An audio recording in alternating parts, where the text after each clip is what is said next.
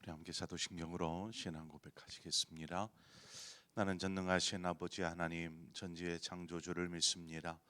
나는 그의 유일하신 아들 우리 주 예수 그리스도를 믿습니다. 그는 성령으로 잉태되어 동정녀 마리아에게서 나시고 본디오 빌라도에게 고난을 받아 십자가에 못 박혀 죽으시고 장사된 지 사흘 만에 죽은 자 가운데서 다시 살아나셨으며 하늘에 오르시어 전능하신 아버지 하나님 우편에 앉아 계시다가 거기로부터 살아있는 자와 죽은 자를 심판하러 오십니다. 나는 성령을 믿으며 거룩한 공교회와 성도의 교제와 죄를 용서받는 것과 몸의 부활과 영생을 믿습니다. 아멘. 우리 찬송가 70장 우리 함께 찬송하도록 하겠습니다. 찬송가 70장입니다.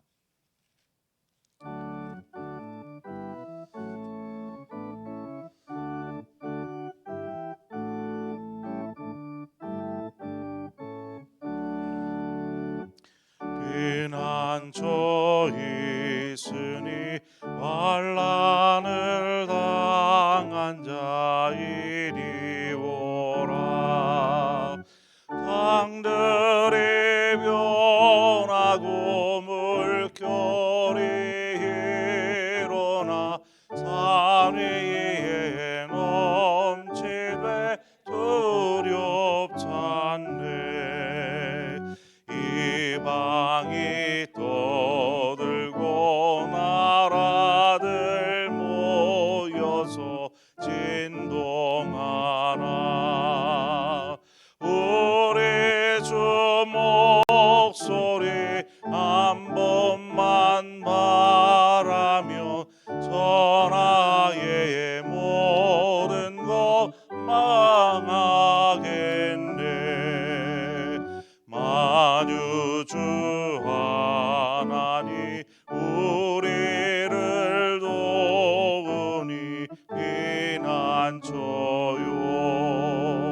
세상의 난리를 그치게 하시니 세상의 장검이 쓸데없네. 높으신 하나님 우리를 구하니 할렐루야. 괴로움이 심하고 환난이 극하나 피난처 되시는 주 하나님. 아멘. 하나님 말씀입니다. 시편 46편 1절에서 3절의 말씀입니다. 시편 46편 1절에서 3절의 말씀, 우리 다 함께 한 목소리로 1절부터 3절의 말씀을 읽도록 하겠습니다. 함께 읽겠습니다. 하나님은 우리의 피난처시요 힘이시니 환난 중에 만날 큰 도움이시라. 그러므로 땅이 변하든지 산이 흔들려 바다 가운데에 빠지든지 바닷물이 솟아나고 뛰놀든지 그것이 넘침으로 산이 흔들릴지라도 우리는 두려워하지 아니하리로다. 아멘. 방금 앞서 찬송했던 70장이 바로 이 구절을 가지고 찬송으로 만든 것입니다. 오늘 본문 시편 46편의 말씀은 그 배경이 어디냐면 열왕기하 18장과 19장, 이 똑같은 얘기가 역대하에서도 나오거든요. 역대하 32장, 이 내용이 오늘 본문의 그 배경이 됩니다. 어떠한 배경이냐면 히스기야 왕, 여러분 잘 아시는 히스기야 왕이 남유다를 통치하고 있을 때의 일입니다. 히스기야가 통치할 때에 북이스라엘이 멸망을 당합니다. 어느 나라에 멸망을 당하냐면 아수르라는 나라에 의해서 멸망을 당하죠. 당시의 아수르는 정말 거대한 제국과 같았습니다. 그래서 당대 이제 아수르가 뭐 주변 이 나라들을 보면 가장 강했던 나라가 아수르였는데 이 아수르가 계속해서 영토를 확장합니다.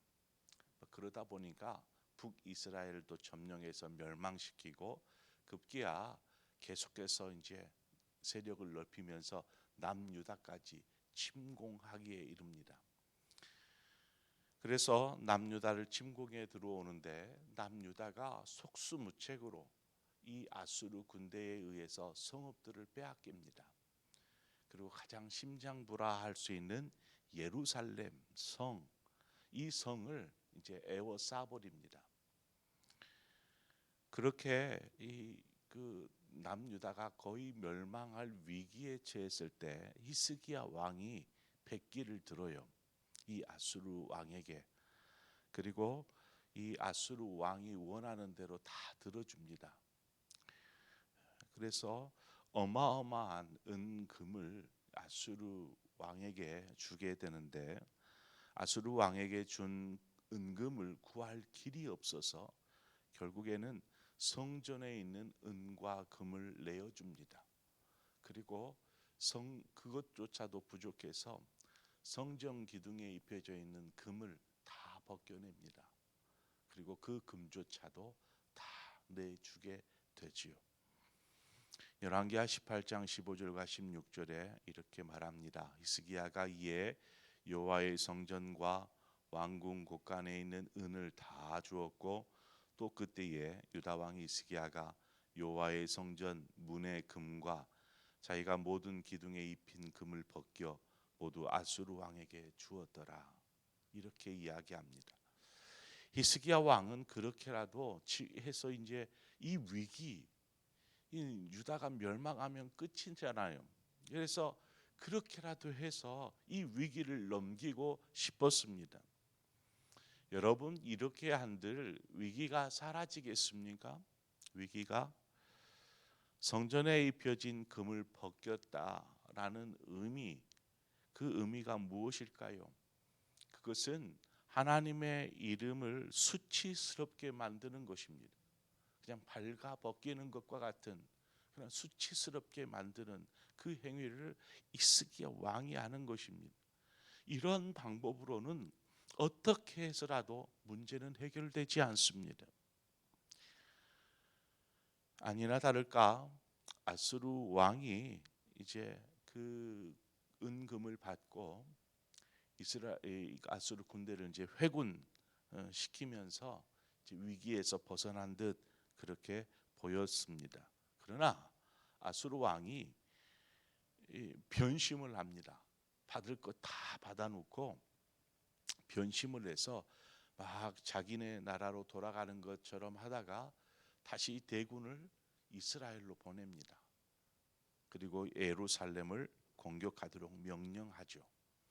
이 예루살렘 마지막 남은 이 예루살렘 성을 안간힘을 다해서 버틸 것 같아서 아수르 왕이 어떻게 하냐면 군대 장관인 랍사게라는 이 사람을 보내 가지고 온갖 조롱과 함께 이 이스라엘 히스기야에게 항복을 권유합니다.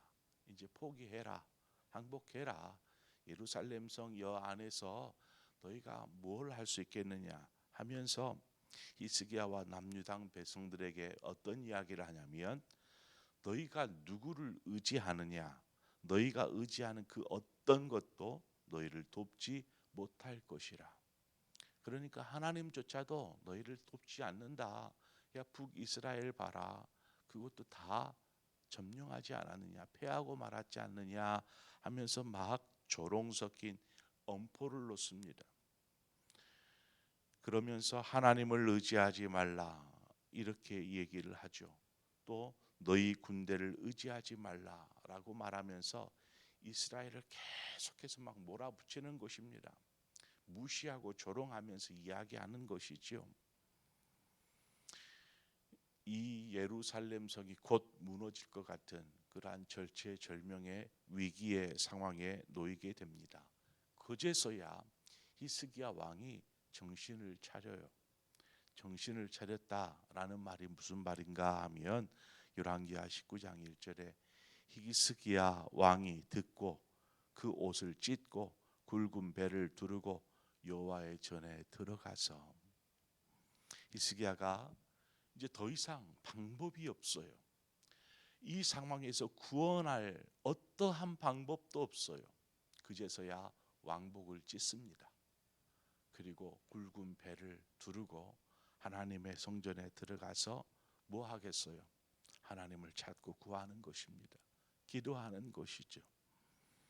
열왕기하 19장 19절에 보면 히스기야의 기도가 나옵니다. 우리 하나님 여호와여, 원하건대 이제 우리를 그의 손에서 구원하옵소서. 그리하시면 천하 만국이 주 여호와가 홀로 하나님인 줄 알리이다. 이렇게 기도합니다. 얼마나 온 힘을 다해서 하나님 앞에 기도했겠어요.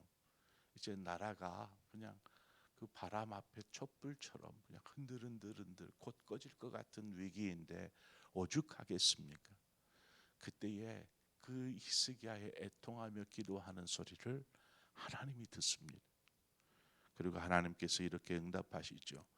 이스라엘 하나님 여호와의 말씀이 내가 아수르 왕 사내립 때문에 내게 기도하는 것을 내가 들었노라.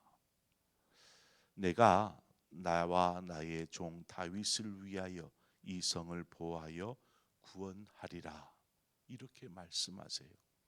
누구 때문이에요? 히스기야 왕의 기도 때문이 아니라 다윗 때문에, 내가 다윗과 세운 그 언약을 기억하여서 이 성을 구원하리라 라고 말씀합니다. 그리고 그 밤에 여호와의 사자를 보냅니다.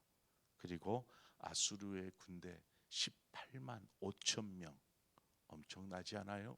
18만 5천 명을 성경에 보니까 송장이 되게 했다라고 이야기합니다.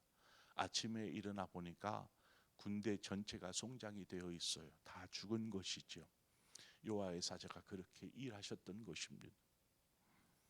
결국 아수르 왕은 이제 할 길이 없어서 느느웨로 회군을 합니다. 돌아가죠. 그리고 니느웨에서 어떤 일을 당하냐면 자신의 신복들에 의해서 죽임을 당합니다. 암살을 당한 것이죠. 자, 지금 이 이야기가 오늘 본문 46편의 배경입니다. 그러면서 이렇게 이야기하고 있어요. 하나님은 우리의 피난처시요 힘이시니 환난 중에 만날 큰 도움이시라. 이 의미가 이제 무슨 의미인지 알겠지요. 히스기야 왕이 그 절체절명의 상황에서 하나님을 찾고 구하였더니 하나님께서 이스라엘 남유다를 구원하셨더라.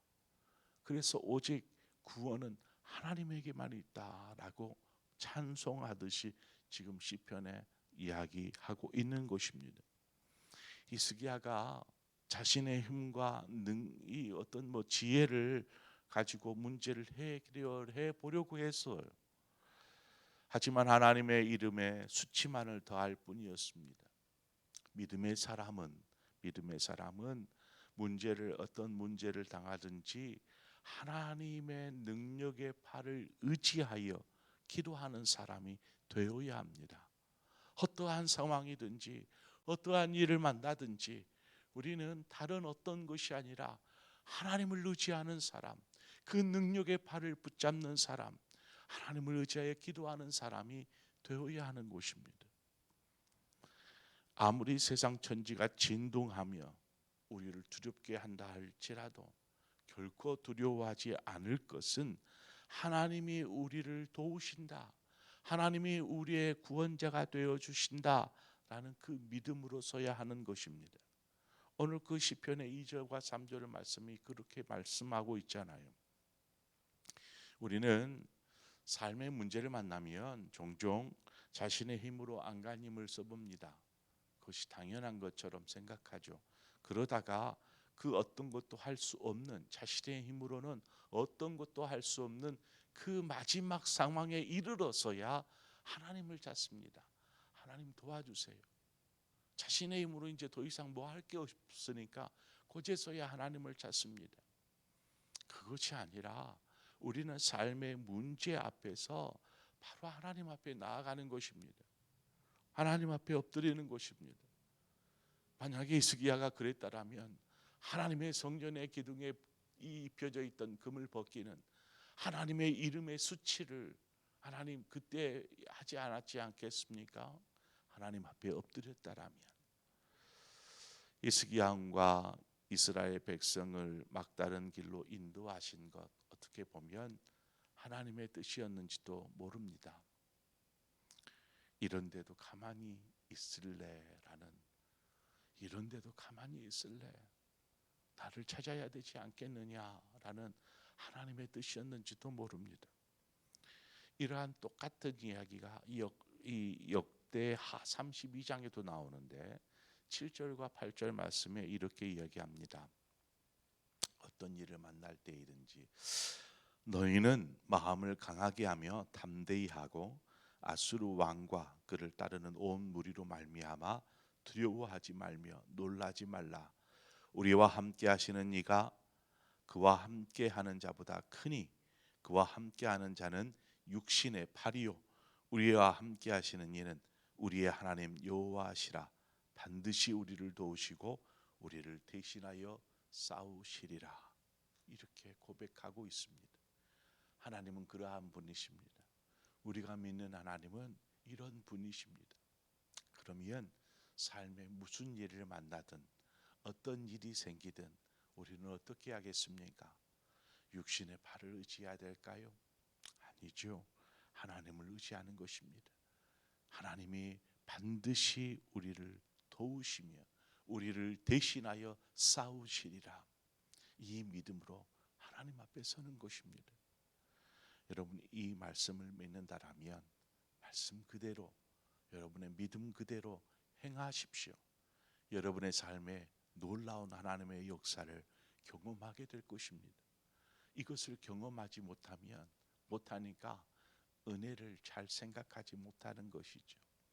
이러한 삶이 되어지면 하나님의 은혜입니다. 하나님의 역사입니다. 하나님이 행하셨습니다. 이러한 고백, 삶 속에서 고백할 수 있지 않겠습니까? 우리 사랑하는 상봉의 모든 성도들의 삶이 바로 이러한 고백의 삶이 되어지기를 원합니다. 믿음으로 살아가는 삶, 그 삶은 우리의 삶을 기적으로 인도할 것입니다.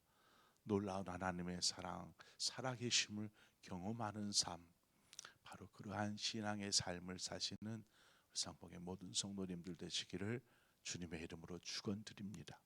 기도하겠습니다. 좋으신 아버지, 은혜를 감사합니다. 우리의 삶 가운데 언제나 함께하여 주시는 주님, 그리고 우리를 지키시고 도우시고 우리를 구원하시기를 기뻐하시는 주님, 오죽해서 하나님 독생자를 이 땅에 보내시기까지 우리를 구원하시기 위해서 그렇게 피 흘려 십자가의 고난을 당하도록 내어주신 그 하나님께서 우리의 삶의 문제도 하나님께서 우리를 지키시고 구원하여 주실 줄 믿습니다. 그러기에 우리가 어떠한 삶을 살아야겠습니까? 하나님, 우리의 힘과 능력치에 의지하지 아니하고 무슨 상황에 있든지 어떤 일을 만나든지 하나님 주님의 그 능력의 발을 의지하며 주님을 믿고 믿음으로 나아가는 그러한 삶이 되게 하여 주시옵소서. 오늘도 어떤 일로 슬픔 가운데 있을지 모를 사랑하는 성도들의 마음을 위로하여 주시기를 원합니다. 특별히 우리 김종호 집사님, 또 하나님의 부르심을 받았는데 하나님 그 유족들을 위로하여 주시고 하나님 장례의 모든 절차 가운데 함께 하시며 장례를 통하여서 온 가족이 하나님 앞에 바로 서게 하시고 믿음 안에 돌아오게 하여 주시옵소서. 오늘 하루도 하나님의 영광을 위해서 하나님 그렇게 귀하게 드려지는 복된 하루가 되기를 원하오며 예수님의 이름으로 기도합니다. 아멘. 오늘 이 시간 우리 함께 기도할 때에 우리 저 북한 땅을 위해서 함께 기도하십시다. 이제 뭐 할 것이 없으니까 이제 뭐 계속해서 뭐 미사일을 쏴듯이 뭐 이렇게 발악을 합니다. 그러한 얼마나 고통스러우면 그러겠습니까? 우리 북한 땅을 위해서 함께 기도하십시다. 우리의 같은 동포요, 같은 혈육들인 그 동포들이 큰 고난 가운데 있는 이때에 하나님께서 저들을 지키시고 보호하시고 저 지하의 교회 성도들이 얼마나 많이 기도하겠습니까? 그들의 기도가 응답되게 하시고 또한 우리가 기도하는 것처럼 속히 복음으로 통일되는 그날이 오게 하여 주옵소서. 그리고 결국에 하나가 되어지는 그날이 오게 하여 주옵소서. 그러한 일을 위해서 힘쓰고 계시는 선교사님들을 위해서 여러분 기도해 주시기를 바랍니다. 우리 교회가 또 돕는 선교사님 중에 한 분이 이제 북한 땅을 위해서 선교하시는 그러한 가정이 있는데 위해서 기도해 주시고 또 세계 열방 가운데서 복음을 위해서 수고하시는 선교사님들 위해서 이 시간 우리 함께 기도하도록 하겠습니다. 우리 함께 기도하고 또 각자의 기도의 제목으로 기도하고 나아가도록 하겠습니다. 함께 기도합니다. 주신 아버지 하나님, 이 새벽에도 우리를 불러주신 주님을 찬양합니다. 아버지, 오늘 말씀을 통해서 우리가 분명하게 깨닫는 것은 우리가 어떠한 삶의 지혜를 가지고 있을지라도 우리의 힘이 얼마나 대단할지라도 우리가 의지해야 될 것은 바로 하나님, 전능하신 하나님인 것을 우리가 믿습니다.